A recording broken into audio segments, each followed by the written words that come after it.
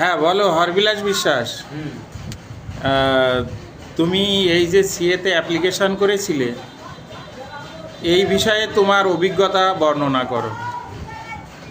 আমি অক্টোবরের সিএতে অ্যাপ্লিকেশন করি।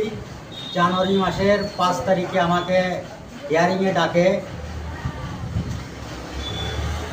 7 তারিখে আমার বাড়িতে ডিআইবি হয়, ভেরিফিকেশন।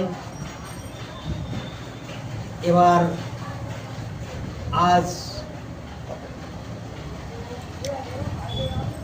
আজ 13 তারিখে আমি সার্টিফিকেট হাতে পেলাম।